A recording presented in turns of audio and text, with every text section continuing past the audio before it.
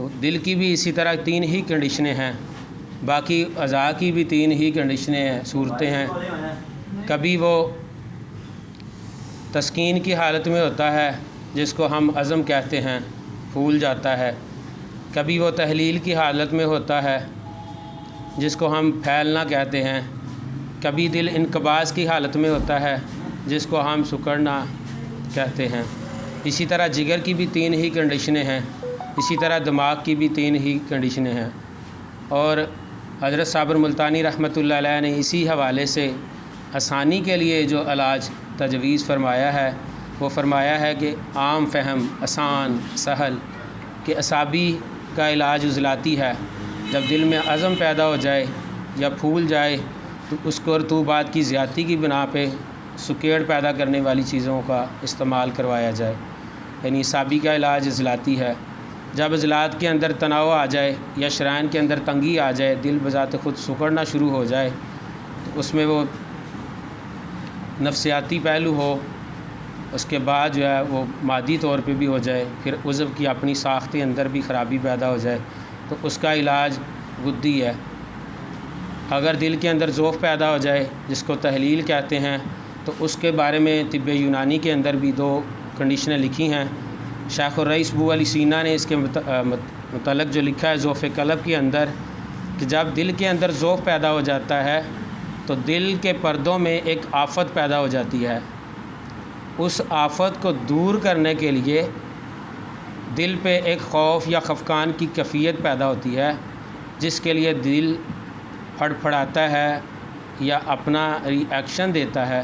اس کو دور کرنے کے لیے جو کیفیت خفقان کی یا غشی کی پیدا کرتی ہیں اس کو ضعف قلب کے نام سے پکارا جاتا ہے۔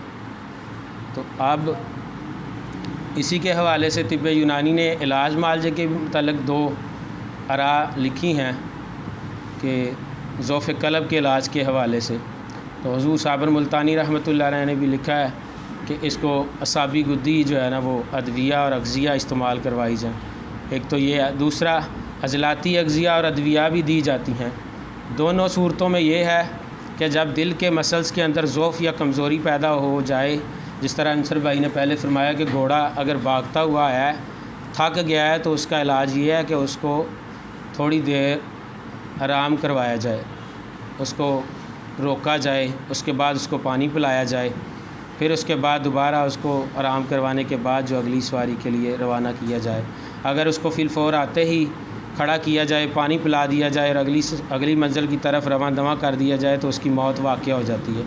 سیم یہی کنڈیشن ہوتی ہے۔ تو اس صورتوں میں 2 علاج ہیں۔ ایک تو جو ہم کہتے ہیں یہ اس کا ٹیکنیکل پوائنٹ بھی ہے جو ہمارے اسلاف اس کو استعمال بھی کرتے ہیں کہ ضعف قلب کے امراض میں تریفلات یا آملہ ہرڑ دیا جاتا ہے۔ اس میں یہی کنڈیشن ہوتی ہے کہ جگر کے فعل میں سستی پیدا کر دی جاتی ہے اور دل کے عضلات کے